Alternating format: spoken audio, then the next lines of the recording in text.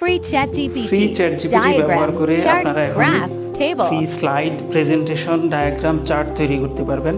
আপনাদের মোবাইলে যদি chat GPT free chat GPT থেকে থাকে তবে আপনারা খুব সহজেই দেখে নিতে পারেন যে কিভাবে আপনারা আপনাদের যে কোনো প্রেজেন্টেশন, স্লাইড, ডায়াগ্রাম, চার্ট তৈরি করবেন।